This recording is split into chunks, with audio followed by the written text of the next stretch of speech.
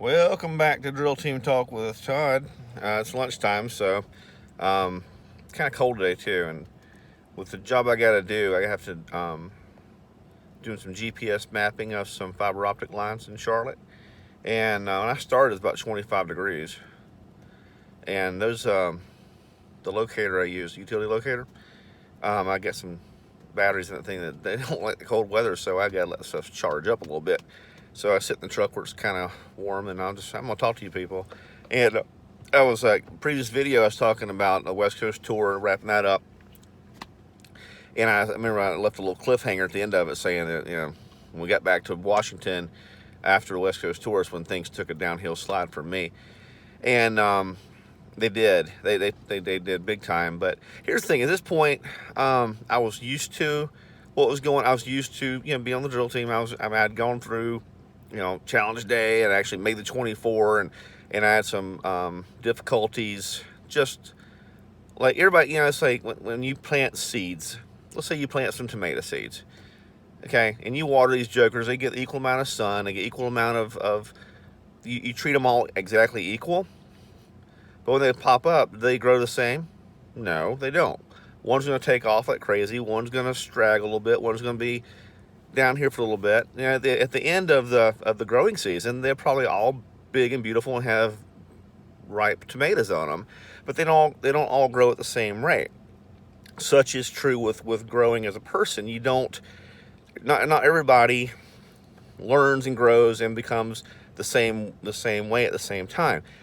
Me personally, I had some difficulty. Like I said, I wasn't the smoothest guy. I keep referencing Rodriguez because Rodriguez was a badass with drill. He was just amazing. If you go to my video on my channel of the drill team from 1991, and watch when we're doing the meat grinder. The camera does a close up of Rodriguez. I mean, he's right there. I'm directly behind him, but you can't see me because our cover alignment was perfect that day. But he was like the very first. We had like our version of the meat grinder was for basically 4 squads of six Marines. Okay, so you got 6 going this way, 6 coming at you, and your spin rifles in between each other. So you got 2 on this side, 2 on the other side, doing the exact same thing. So Rodriguez was directly in front of me. I was the second one in line. So if you can go and get a look at him, and he and I were always, because we were the same size, we were always either the same position or right next to one another. So I said that to say this: we got back from our tour, and I had improved a lot, but it was well known fact they were going to get me off the 24 as quick as they could. Okay, it just I wasn't good enough, I guess. So here's another little fun thing.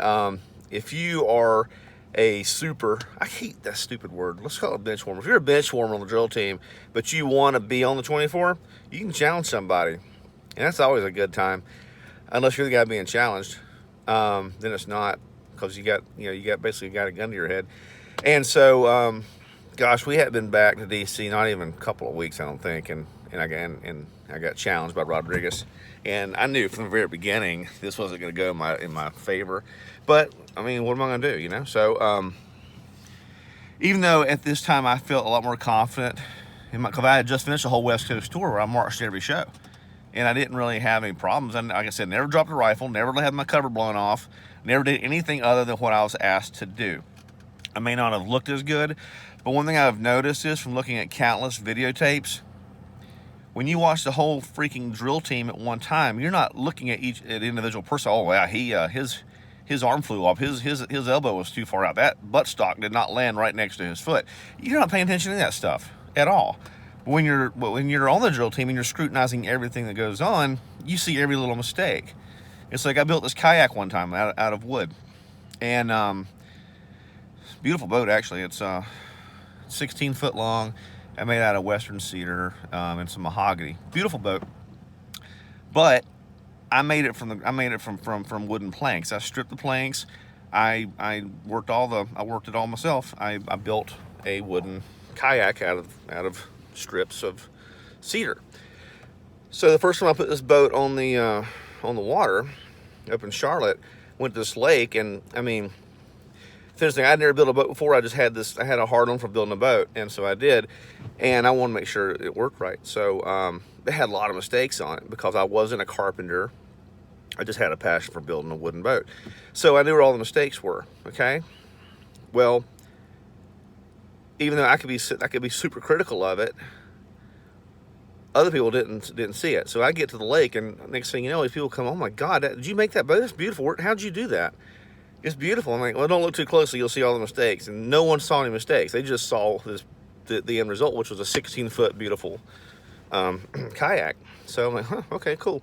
So again, I used a lot of things to make points out of, and that's one of them. So if you're just in the crowd, even if you're a military person, all you see are 24 Marines doing the same thing at the same time, looking very sharp and very well together. But that doesn't work when you're actually on the drill team, okay? Because you get to where you know each and every person and every little quirk they've got, every little thing they do that drives you insane. Even when you do the 4-man, like you said, you're facing one guy across from you, and the 2 guys on either side of you, they're facing each other, and you're passing the rifles back and forth between each. So you get to where you even know your counterpart's rifle intimately. It's like you know the way that rifle feels. So I thought I had improved quite a good bit, but I also knew Rodriguez was better than me. He did not belong as a bench warmer. He was a superstar. And so we had a challenge day in the gym there in Washington. And what sucks is the whole damn drill team's there. I mean, they're all watching. Because I wasn't just me getting challenged. A couple other people got challenged too. But I went through my thing. And again, it's just like before. I had both the rifle inspectors grading me. And but the whole drill team's watching. And it's almost like they're taking bets, you know. It's really kind of awkward, especially for introverts like me. So I did my thing, you know. And again, I felt good that, okay, I actually got through this thing again. I for some reason, when I got by myself and I had these 2, corporals, the rifle inspectors grading me, I seemed to really do a whole lot better. And I did exactly what I always do. But then I got done, and I was walking off the court as Rodriguez walking on the court, and he said, "Hey, good job." I said, "Congratulations on your new spot." He just kind of smiled at me, and so he went through his thing, and he did great, and so then the word came down that I was no longer on the 24, which was no big damn deal. I mean, because I just knew that was coming, and so but that time it took a lot of pressure off me. And actually, you know what? When I think about it, that was the best thing that could have happened to me, because it gave me the opportunity to take a breath, okay, to take some pressure off me. And what's weird is, since I had already been on the 24, so I was like, okay, when you tell somebody you're the tallest midget on the team, or the smartest retard in the group. So I became like the top dog, the top dog bench warmer. So every performance we had, you always had one other Marine who was dressed, ready to walk. Most of the supers, they either wore camis or they wore civilian clothes. Okay, when we're off on a drill, it's because you had some guys who were videotaping the thing. Yeah, you had other guys doing. You weren't just sitting around doing nothing. You had other little jobs to do. But I became that guy. I became the Marine who was able to just jump in. Let's say someone passed out or got hurt or they got sick, and I would jump in and take their spot. Now, the thing about that is I had to learn almost every spot, okay, because you could have to jump in for anybody. So it came down to, instead of just learning the 2-3 spot, I had to learn everything. I had to learn everybody's spot, because there's no telling. Let's say that one of the squad leaders, one of the corporals, decided he didn't want to march that night because he'd been there, he'd done this for 2 years, he's tired of it. "Hey, Lo, you're doing my spot tonight." Okay, and I'd go watch like a videotape, make sure I knew what he was doing. I used to have nightmares about this crap, but I just did what I had to do. And so parade season in Washington, we had 2 parades a week. We had Tuesday night parade at the Iwo Jima Memorial at Arlington Cemetery, and then we had our Friday night parade at the Marine Barracks in Washington, D.C. It's called the Sunset Parade or the Evening Parade, something like that. And it's at night, which adds a whole degree of difficulty because it's freaking dark and you got spotlights on you. You're trying to spin that rifle in the air, with a spotlight on, you can't see it. All you can see is like the flash of the bayonet, and you just hope you can catch it. That's a good time. But we call it the EWO parade. It's on Tuesday nights, and well, Tuesday evening. It was, since it was, you know, spring and summer. It was, I think we had like a 6 or 7 o'clock. Anyway, it wasn't dark. But what happened was, I became the extra. Okay, and so me and all the other platoons also had extras, because here's the thing: you're standing there in your in uniform, and the whole parade lasts like lasts about an hour. So there's a lot of standing around. If you're in the parade, you know, you have A company on the right, B company on the left, three platoons on the other side. Okay, and then you have the guy who's the adjunct of the parade, you know, some major or something like that, color guard, band, drum, bugle corps. Everybody's involved. And actually, it's a really cool show. If you're a civilian or you're just a military guy, go watch it, have a good time with it. But because it's hot as hell in Washington, D.C. in the summer, it's D.C. itself is a cesspool of shittiness, and I wish the whole place would get burned to the ground and salted and never ever be seen by human beings again. I don't like that place, and I never did. And but anyway, it's built on top of a swamp. Okay, so it gets brutally humid. I mean, so freaking humid. Like we have on our dress blues, the collar comes up to your neck. Okay, so if you just pull out a little bit, steam will come up out of you. So it's so damn hot. So a lot of times these guys will get sick. Now, I got itch on my nose. I'm not snorting cocaine. I just got an itch in my nose. I got little beard hairs going up my nose when I breathe, because I like having a beard. By the way, I do make my own beard oil and beard balm and beard butter and body wash.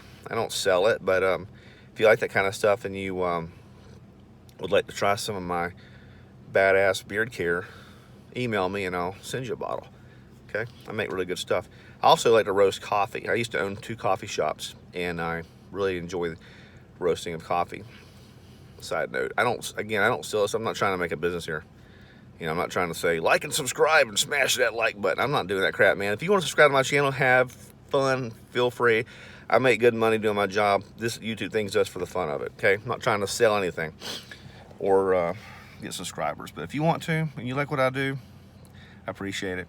And also, if you're watching these videos and think I'm being an asshole and I shouldn't be talking bad about the drill team, you don't understand what I'm doing. Okay, if that's the case and you're that much of a dick, you can go watch cat videos. I don't care. I really don't, because, I mean, this is my life. You don't have to watch it, okay? Bottom line. If you do like it, though, and you want to share some story, I know there's a bunch of old, former drill team guys out there that have never met me, but I'm sure you have some of the same experiences I had, and if you want to shoot me a line and talk about things or leave a cool comment, I kind of enjoy that kind of stuff. It's kind of fun for me.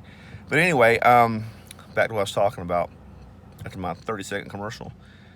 So, parade night was fun. Here's what happens is, on Tuesdays, you go over to Iwo Jima as a whole battalion, and you go through phase 1, phase 2, sometimes phase 3 if things aren't together. The problem you have is, when you doing a rifle manual, you have 6 platoons out there on the parade deck, okay? They want everybody to be in sync. Obviously, you don't want a ripple effect of, if you go from order arms to port arms, you want to see sharp, crisp movements. Bam, you know? But what happens is, inevitably, because you got 6 separate platoons and they have their own count in mind, it's always jacked up. Especially on the far ends, like way down there at B3, they just sound like a machine gun when those butts hit the ground. So, of course, since the drill team is so badass, we were perfect. Boom, boom, boom. We're just sharp. So after a while, whoever's running the thing, some major. All right, we're gonna key off the drill team. Hey, drill team, can you give us a count? So we go from like port arms to order arms. Boom, your right arm hits that upper receiver, come down to your knee, then bam, hits the deck to order arms. We do it over and over again. By the middle of summer, everybody's pretty much in sync, but the first few parades suck bad, because we haven't really done this together yet, you know. But God, my nose itches so bad. Crap. Ugh. I got a razor at home. I'm gonna shave some of my hairs. Anyway, one one thing that was hilarious. We had, okay, keep in mind, this is the Iwo Jima Memorial, and everybody in the world's seen this statue. Okay, it's very impressive.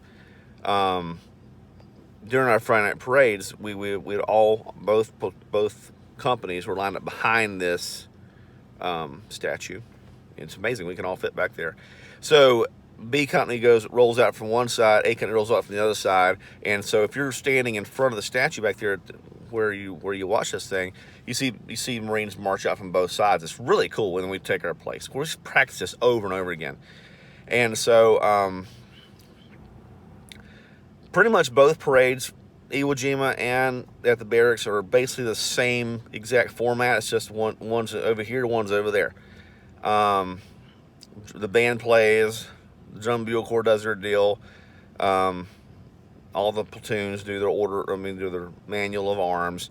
The drill team, we do our thing, and honestly, we were there. People were there to see us. That's pretty much it. No one's like, I'm gonna go see the parade and watch the band. I mean, again, all these Marines do their job very, very well, but trust me, no one's gonna go watch the damn parade if the drill team's not doing anything, because that was the coolest part of the whole show, and we knew it. You know, the whole thing was there to support us, and that could have attributed to our arrogance. Matter of fact, I know it did. Again, it was just culture. So, one thing that really pissed me off. Remember in one video I said something about this Marine on the inspection team that had the leather gloves, and he smacked me in the back of the neck with them because I was stupid enough to stop by and see if he needed some water. Well, there was one time we had a Marine, and he was a very fair-skinned guy. He was a redhead, and he could sweat so much it was like he had a medical problem. Okay, he could just get absolutely soaked to the bone.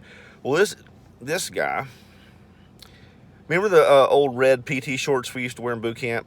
Okay, but back when I was in boot camp, they wore the yellow T-shirt that said USMC in red, and then the red silky shorts. We wore those. Well, this Marine decided he was going to wear his red silky shorts with his white trousers in the middle of July or August. Okay, keep in mind, I'm the super, I'm the extra, I'm the guy who's behind the scenes ready to go. Well, during rehearsals before the parade started, someone noticed his pants are red. Okay, why? Because he sweated like a hog, and his shorts that he had, he's wearing these freaking red shorts. He gets sweated, and they started, blending in with the dye in the fabrics. And next thing you know, his pants are red, and pink, and stupid looking. Well, yours truly had to change clothes with him, right? Because that's what supers do. That's what you're there to support these guys any way you possibly can.